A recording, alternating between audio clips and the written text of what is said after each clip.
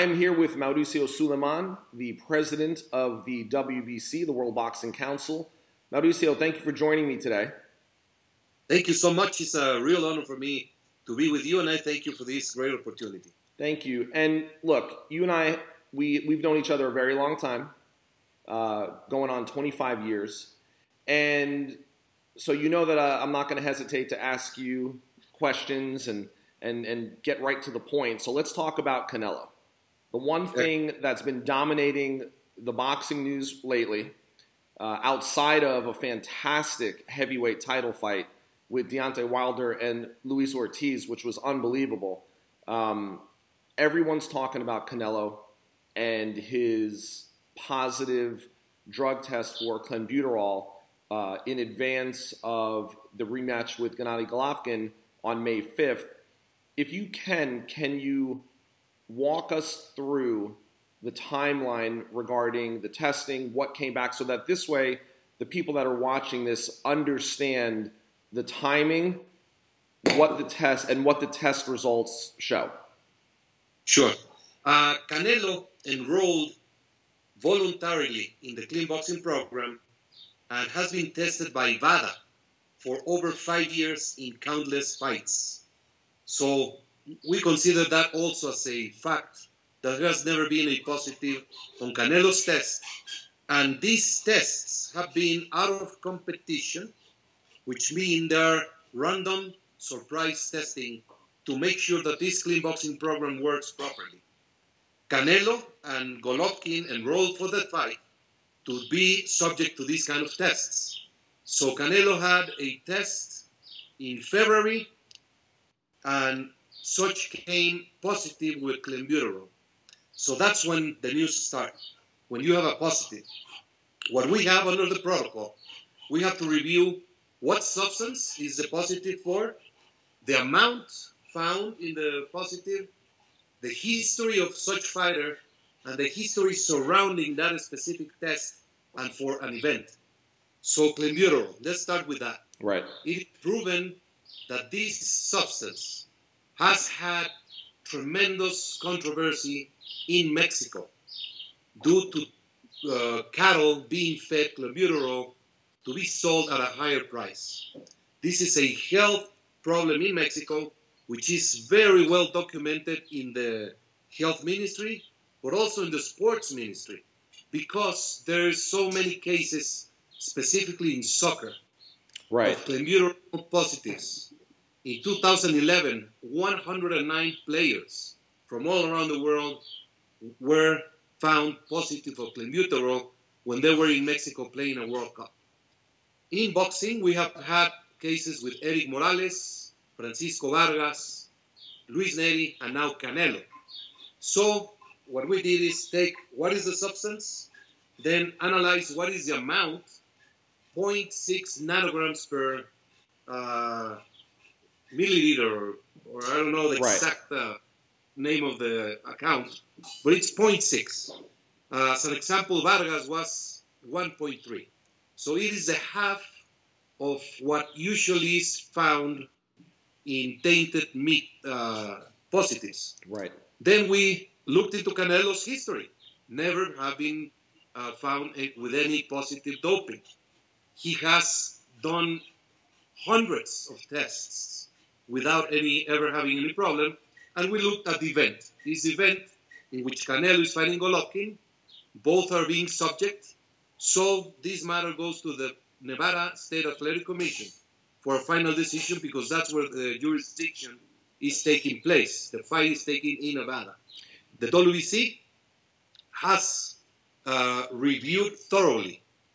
And then came the 3 additional tests that came from May, all being negative. It is our understanding, our interpretation, that this comes from a food contamination. Okay, and fair enough, because there's a history in Mexico with this happening. And so based on what we've known of Canelo over the years, he might be embarrassed about the situation. It very well might be that it was tainted meat. And my question to you is this. Knowing that there is a history of this, wouldn't he be more careful, or his team be more careful, knowing that this could potentially create problems for such a big fight? I mean, obviously I know that the intentions, to be doping are not there. However, wouldn't the responsibility be on him to avoid it or import meat or something to prevent it from even taking place? Absolutely. It is a high-level competition athlete. Should have a very strong nutrology team behind him. But also you have to look at the human aspect. He was in Mexico back and forth going to several commitments. This could be the result of one appetizer, one steak, of one event where he had just one taco.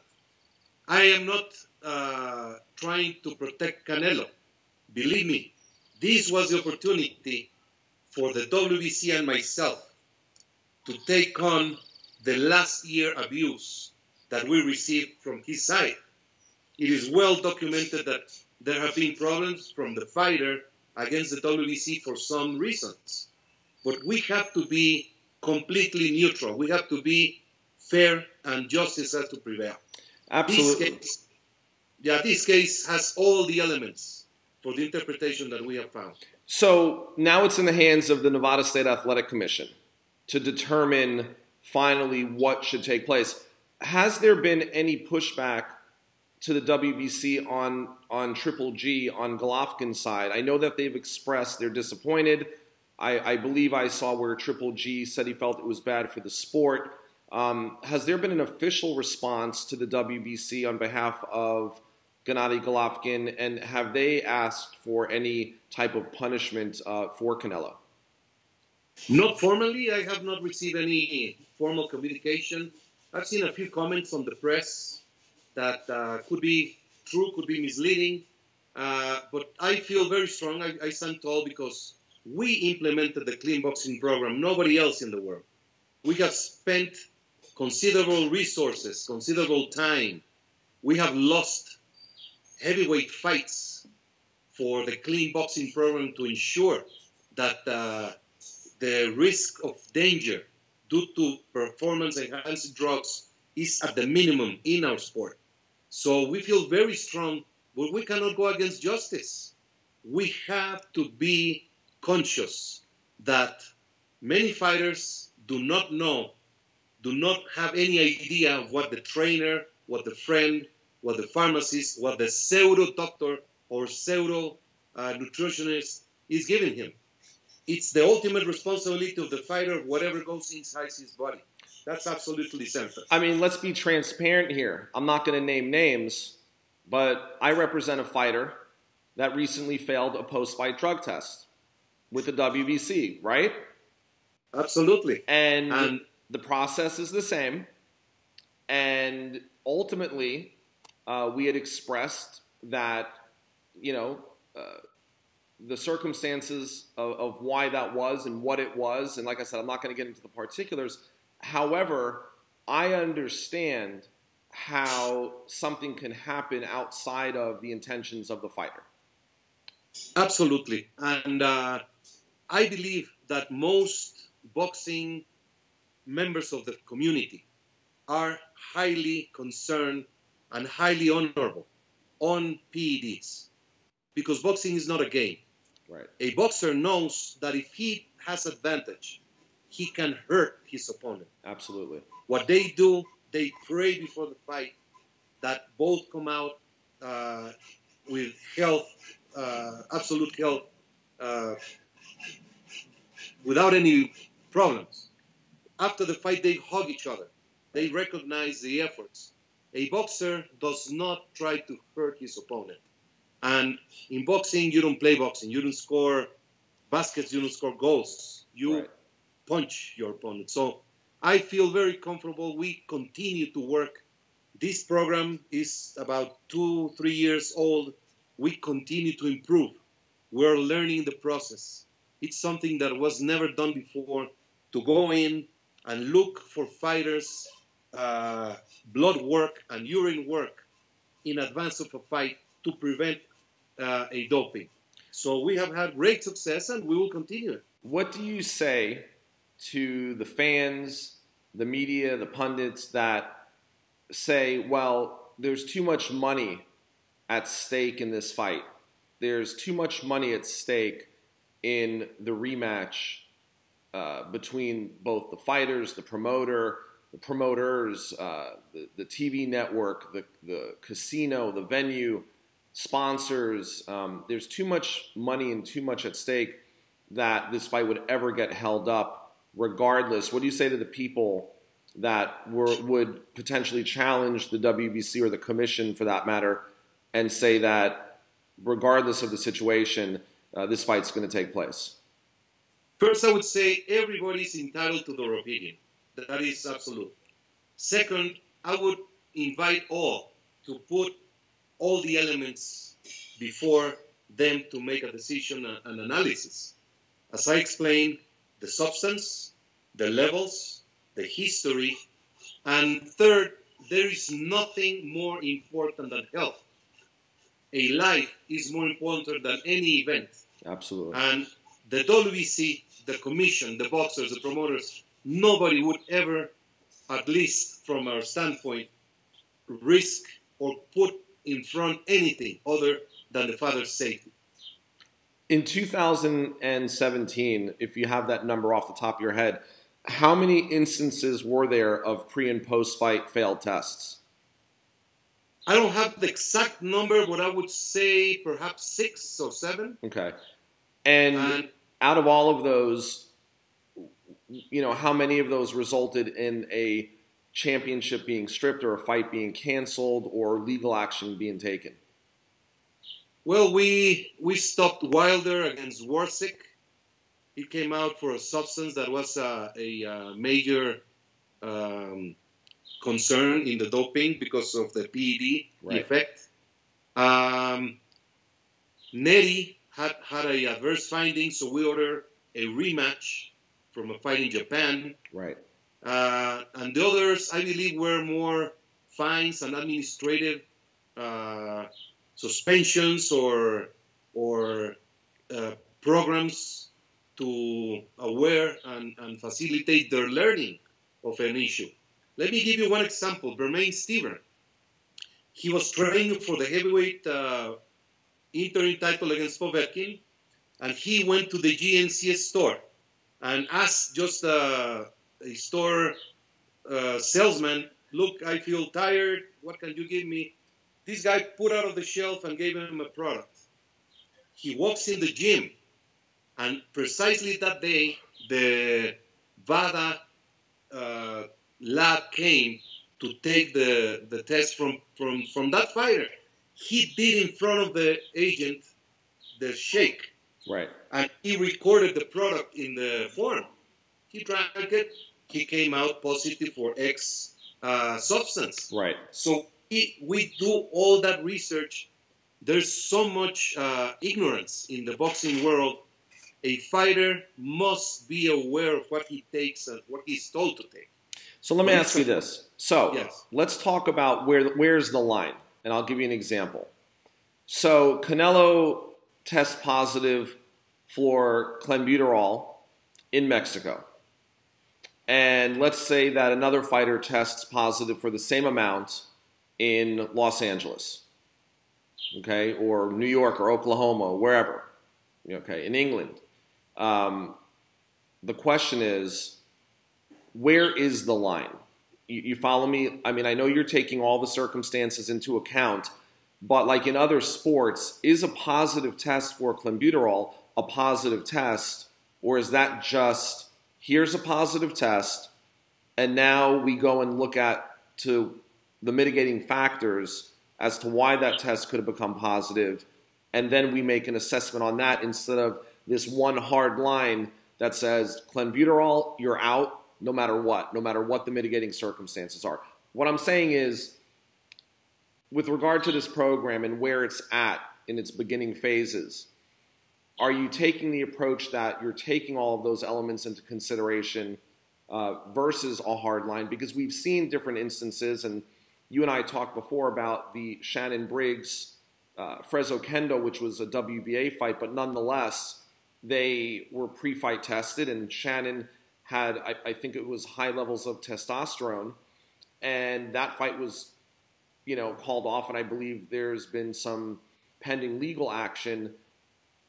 Where is the line, if there is one, throughout all of these instances? No different than Wilder and Povetkin and these other, is it left up? And how many people are in the committee that determine this?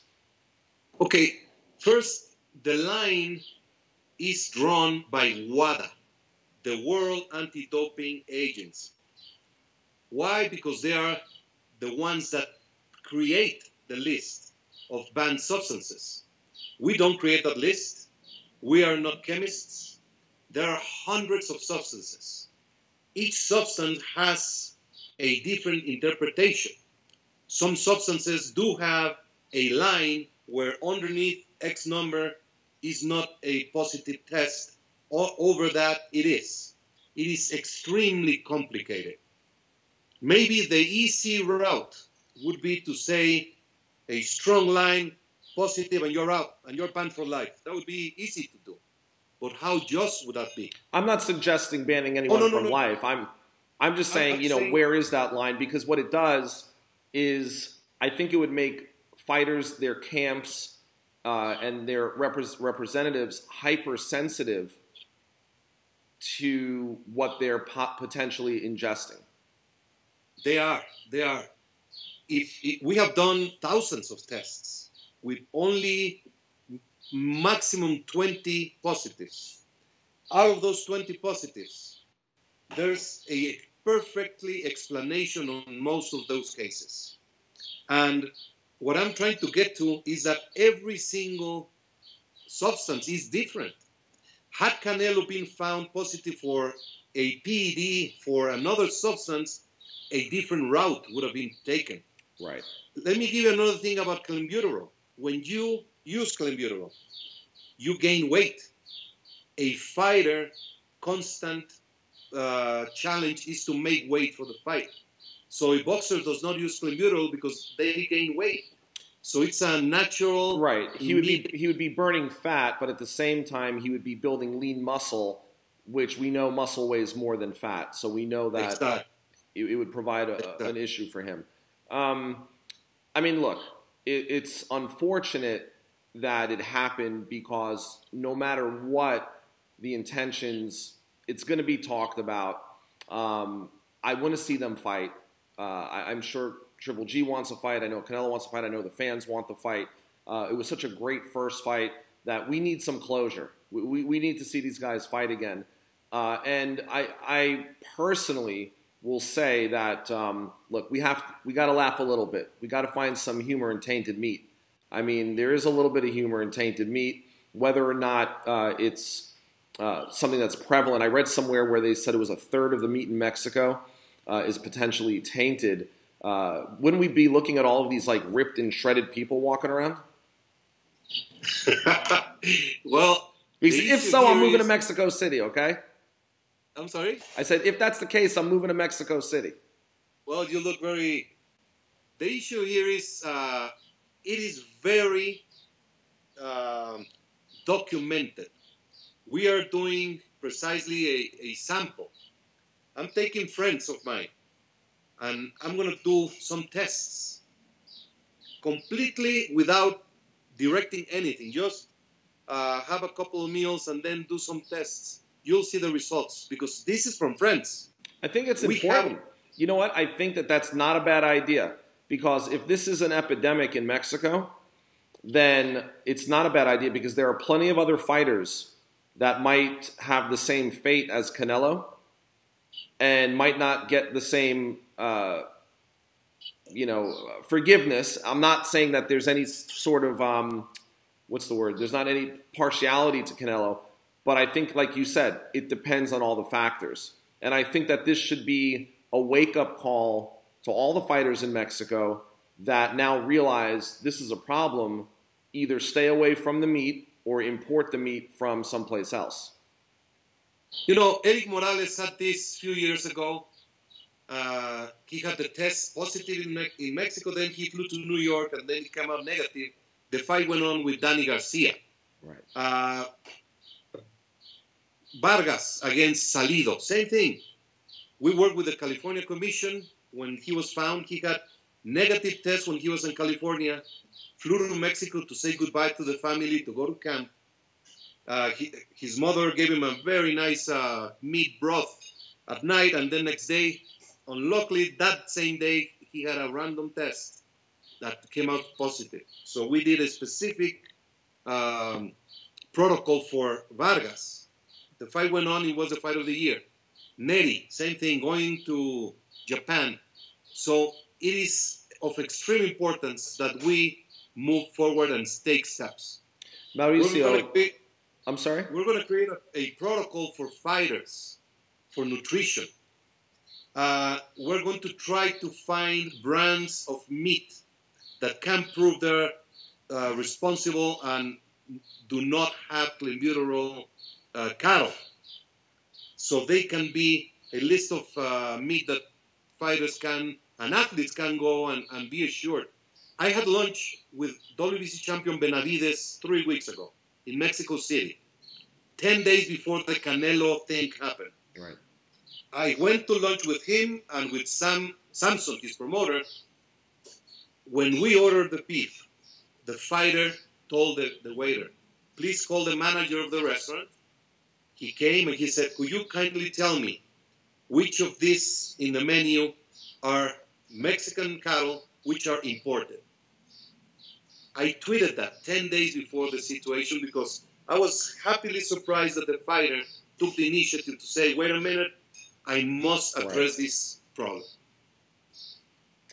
Well, Mauricio, I think a lot of people are going to find this interesting because at first glance, people just kind of shrug and roll their eyes and look at, this as an excuse. But I think there's merits to understanding, this particular situation. And I think education is going to be the key factor, and then trying to find ways to help a lot of these fighters understand from a nutritional standpoint, how to take care of themselves and really how to adhere to that list and understand what could potentially be on that list. Very nice. Mauricio, I really appreciate it. I'm looking forward to seeing you soon.